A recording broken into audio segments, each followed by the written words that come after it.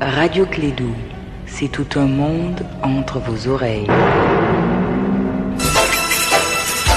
Radio Clédou, le journal, avec Sotelma Malitel.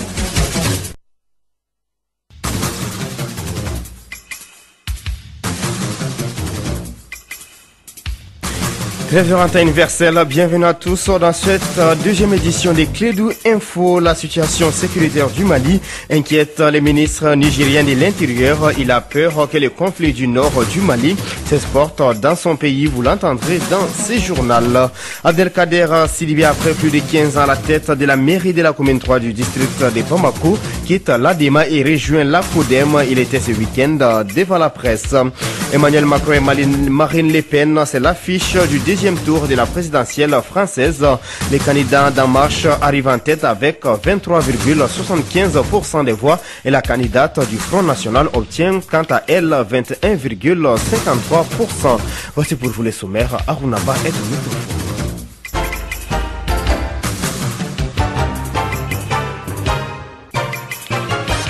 Une fois de plus, bonjour à toutes et à tous et bienvenue dans cette édition. Tout d'abord, bientôt un nouveau visage pour l'UMPP. En tout cas, c'est le souhait du ministre du Développement industriel qui a visité ce matin l'usine malienne des produits pharmaceutiques. La structure en place depuis 1983, grâce à la coopération Mali-Chine, est dans une situation économique difficile. Écoutons Mohamed Ali Aga Ibrahim, le ministre du Développement industriel du Mali.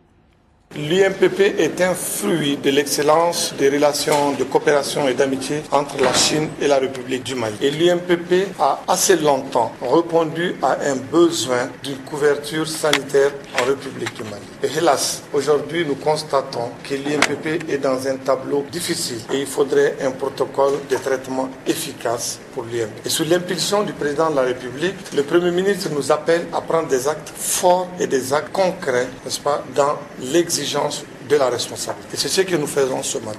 Il y a 18 ans de cela que l'État a décidé de la privatisation de l'IMPP. Il y a 18 ans de cela. Et jusque-là, l'examen des dossiers de candidature continue. Nous allons nous atteler à choisir dans tous les cas de figure l'offre qui serait économiquement la plus avantageuse pour l'État du Mali. Mohamed Ali Aga Ibrahim, ministre du Développement industriel du Mali. Je vous l'annonçais en titre, les Mali est notre plus grande inquiétude. Ces propos sont du ministre nigérien de l'Intérieur, Mohamed Bazoum. Il a fait savoir dans un entretien accordé à la VOA Afrique à Niamey. Il revient sur la situation dangereuse qui sévit le long de la frontière entre le Niger et le Mali. Le ministre nigérien affirme aussi que la crise malienne peut prendre d'autres proportions. Kassim Traoré. Le Niger a beaucoup aidé le Mali pendant la crise de 2012. Il semble être fatigué. En tout cas, c'est ce qu'a laissé entendre leur ministre de l'Intérieur qui n'est pas allé avec le dos de la cuillère. Mohamed Bazoum. Nous avons le Mali qui est une grosse menace susceptible de remettre tout en cause. Niamey, notre capitale, est à 200 km de la frontière malienne. Les menaces sont plus prégnantes, les risques sont plus grands. La situation ne s'améliore pas. Au contraire, nous avons beaucoup d'indices qui montrent clairement que la menace à venir est encore plus forte que celle que nous avons éprouvée jusqu'à présent. Évoquant la situation au centre du pays, il dira qu'en plus de l'absence de l'armée malienne, l'aménagement aussi n'est pas à hauteur des attentes. C'est le centre du Mali, même la région de Mopti, où la situation s'est le plus dégradée. C'est une zone où vous n'avez pas l'aménagement, mais de façon générale, je pense que l'aménagement n'a pas été un modèle d'efficacité. C'est une opération de maintien de la paix. Or, nous ne sommes plus au Mali en situation de paix, malgré l'accord d'Alger. Il y a eu beaucoup d'espace pour les organisations terroristes qui ont terrorisé les populations. Pour Mohamed Bazoum, la situation à Kidal est une exception, car cette ville échappe au contrôle des autorités maliennes il y a de cela 3 ans. Vous avez le nord de Kidal qui a un statut assez ambigu jusqu'à présent, malgré la mise en œuvre de certaines des dispositions de l'accord d'Alger, les plus importantes. on est censé avoir ce qu'on appelle le MOR. Il y a les autorités de transition. Un gouverneur a été nommé. Le nord de Kidal échappe à tout contrôle de forces qui ne soient pas hostiles à l'État du Mali et à la communauté internationale. La seule satisfaction du ministre de l'Intérieur nigérien est la région de Tombouctou. Côté de Tombouctou, ça va beaucoup mieux. La zone entre Menaka et notre frontière à nous est truffée de terroristes qui ont quelques sanctuaires de ci, de là, et qui agissent contre nous, de même que un peu plus au sud-ouest, à la frontière du Burkina, dans le prolongement du centre du Mali et de la région de Gao, vous avez de terroristes qui agissent contre le Burkina. En tout cas, pour bon nombre d'observateurs, même la mise en place de l'accord ne permettra pas la paix au Mali, car l'accord est un projet de réforme qui a besoin de plusieurs années avant d'être effectif. Tout à fait autre chose, les Ségouviens se parlent, c'est l'intitulé d'un débat tenu ce week-end dans la cité des Balanzans. Il était organisé par l'association malienne Chacun Ségou avec leur slogan « Bâtissons Ségou pour un développement global du Mali », comment atténuer la consommation des stupéfiants en milieu jeune et enfin les rôles de la population dans sa propre sécurité ont été les thèmes abordés lors de ces échanges. Douba Damele, reportage. Il s'agissait à travers ces débats aussi appelés Ségou Foroba Baro d'instaurer le dialogue entre les Ségoviens. Mamadou Baba Mariko, président de l'AMCS. La prise de conscience collective et ou individuelle de chacun d'entre nous face à ce phénomène dévastateur de la jeune génération. La création d'un cadre de retrouvailles et d'un espace de dialogue entre tous ceux qui ont en partage l'histoire et l'avenir de cette célèbre cité, pour débattre des préoccupations du moment. Le renforcement de nos liens de fraternité, de nos valeurs ancestrales dignes de Ségou. Une occasion pour Ségou de sortir du silence et faire face à la réalité. Maïmouna Dramé, honorable député à l'Assemblée nationale, élu à Ségou. La consommation des stupéfiants constitue un danger imminent et hypothèque par voie de conséquence toutes les actions de développement menées par notre pays en voie de développement. Le choix du terme n'est pas fortuit. Nous sommes tous interpellés, jeunes et vieux, décideurs, leaders religieux et politiques. Chacun doit jouer sa partition pour éradiquer la consommation des stupéfiants. Muntagatal, patron de la rencontre ayant démontré qu'il ne s'agit nullement d'un esprit régionaliste, a encouragé les acteurs de la rencontre d'aller vers la formulation de recommandations. De Ségou, Douba Dambélé pour la radio Clédou. Ici à Bamako, l'ancien maire de la commune 3 du district de Bamako, Abdelkader Sidibé, après 17 ans à la tête de la commune 3 sous les couleurs des abeilles, rejoint les partis CODEM. Il compte désormais porter les couleurs de la CODEM lors des élections régionales du district de Bamako. Le tout nouveau militant de la CODEM a rencontré samedi la presse pour expliquer les raisons de son choix. Je vous propose de l'écouter au micro d'André Traoré. Depuis pratiquement la création du parti jusqu'à il y a à peu près 3 ans, je peux vous dire que peut-être je suis rebelle. J'ai été exclu 2 fois du parti et je suis revenu parce qu'il y a des valeurs fondatrices du parti que j'ai constamment suivies. Je n'ai jamais été en quête d'une quelconque récompense parce que c'est une promesse que nous avons tenue au peuple malien, une vision, un mode de gestion et autres. Donc compte tenu de tous les problèmes, il y a 3 ans, j'avais pris un recul par rapport à la chose politique. Ça m'a donné aussi le temps de la réflexion. Et à l'issue, en tout cas, de ces 3 années de réflexion, conformément à ma vision des choses, aux valeurs que je défends, j'ai décidé d'adhérer à la CODEM. Je pense que la CODEM, comme les autres partis, surtout la majorité présidentielle, puisque pratiquement tous les partis prônent la social-démocratie, les valeurs de social-démocratie, la CODEM a ces valeurs-là, mais la CODEM a quelque chose en plus. La CODEM veut prendre son ancrage dans nos valeurs traditionnelles. Et ça, c'est important. Et désormais, je suis militant de la CODEM. À l'instant, Abdelkader Sidibé, ancien maire de la commune 3 du district de Bamako.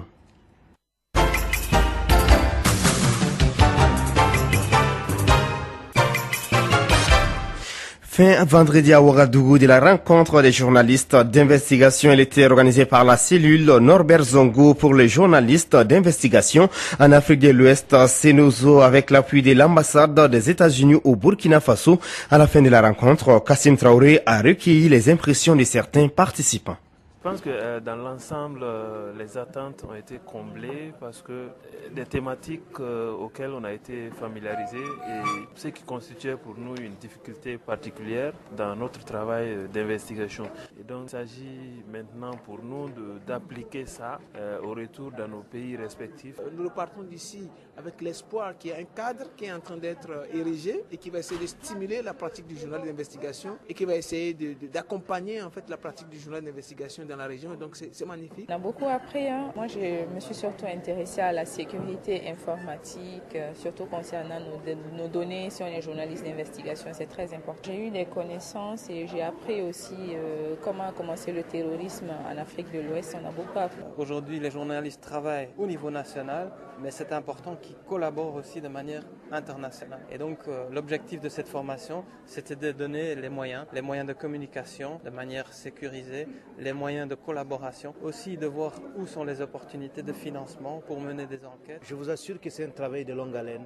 Lutter contre la corruption, lutter contre les crimes économiques, c'est un combat de longue haleine qui ne peut pas finir aujourd'hui parce que c'est totalement ancré dans les mœurs de nos politiciens. Je crois bien que cette formation est une opportunité pour nous autres jeunes journalistes parce que nous sommes à nos premiers pas dans ce monde journalistique, de cerner un peu les contours et les implications du journalisme d'investigation. C'était une rencontre exceptionnelle, le fait d'avoir tous les journalistes, les meilleurs journalistes de l'Afrique de l'Ouest dans une seule salle. Je trouvais qu'une chose très importante, c'est de se protéger et protéger les sources. Et on a eu beaucoup de conseils pratiques sur comment faire ça, parce que si on n'arrive pas à protéger nos sources, on ne va jamais avoir des pistes, on ne va jamais avoir des documents secrets et on ne va pas avancer dans nos enquêtes. Parce que là, cette formation nous a permis particulièrement d'acquérir d'autres connaissances que j'ignorais jusque-là. À l'instant, quelques impressions recueillies par Kassim Traoré à la fin de la rencontre des journalistes d'investigation tenue la semaine dernière à Ouagadougou.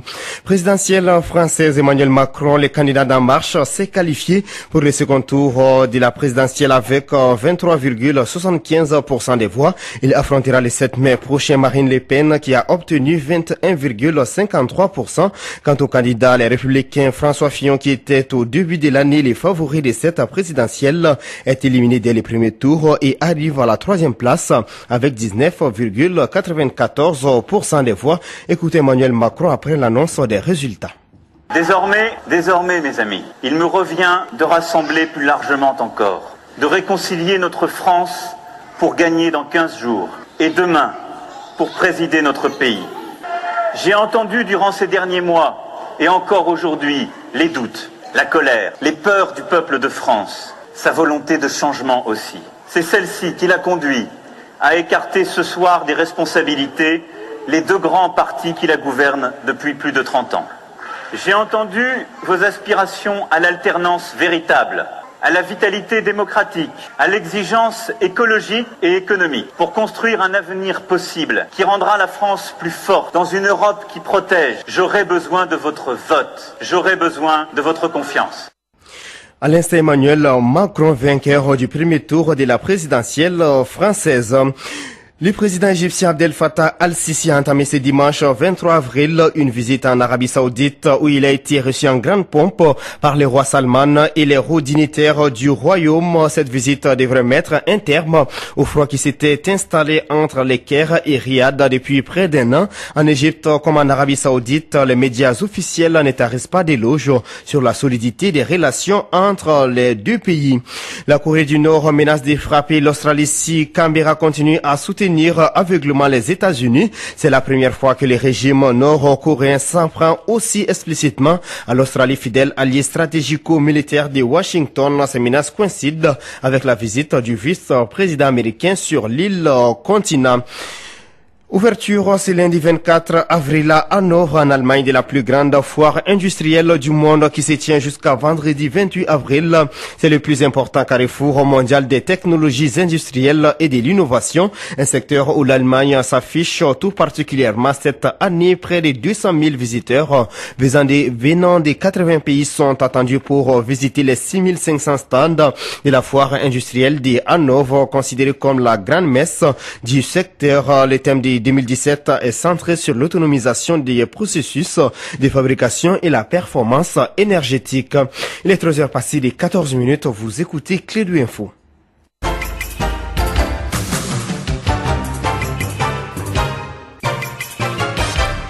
Sur le plan local, la 22e édition de l'Homme de l'année 2016 dans la région de Ségou, la cérémonie de remise du prix au lauréat Amadou Baïbakouma du cercle de Baroueli, négociants et intermédiaires des affaires, s'est déroulée le samedi dernier en présence de plusieurs personnalités du cercle de Baroueli. Cette initiative du groupe de presse Radio Sikoro, journal Les Ségoviens, elle est symbole de la reconnaissance du mérite des personnes physiques ou morales qui se sont distinguées pendant l'année en cours par les actions d'intérêt public.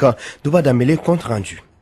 Ce traditionnel événement de distinction de l'homme de l'année, instauré à Ségou depuis 1995 par le groupe de presse Radio Sikoro, journal Les Ségoviens, vient de consacrer pour la deuxième fois un enfant de Baroueli comme homme de l'année de la région. Le lauréat de cette 22e édition, Amadou Baïbakouma, président fondateur de l'AS Bakari Dian de Baroueli, succède à Madou Ndiaye di Madoufi, distingué lors de la 20e édition. Fier de la consécration d'un de leurs, le responsable sociopolitique, administrative et religieuse de Baroueli ont investi la salle de spectacle Merouba de Ségou comme pour dire que les organisateurs de l'événement ne se sont pas trompés du choix de Baïbakouma, grâce à qui Baroueli a l'eau et l'électricité. Bakari Bagaga et Salif Sidibé, amis et parents du récipiendaire, venus pour ramener le trophée de l'homme de l'année à Baroueli, ont affirmé qu'un autre fils du pays fera de mieux pour être distingué homme de l'année à Ségou. Le rythme de la soirée était donné par l'ensemble instrumental de Ségou. Les chansons des grands hommes Bamana, Peul et Marca de Baroueli, tels que Bakari Dian, ont été repris pour honorer le récipiendaire et les fils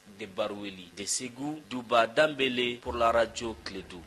Vous écoutez Radio Clé2 sur les 91.5 depuis la 4e région du Mali, 13h16 dans les studios d'Ilibaba Sissoko de Radio Clé2. Nous sommes au terme de cette édition. Merci à vous de l'avoir suivi.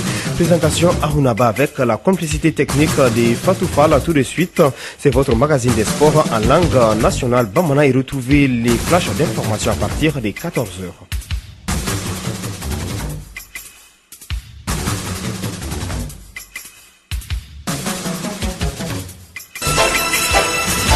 Radio Clé2, le journal avec Sotelma Malitaire.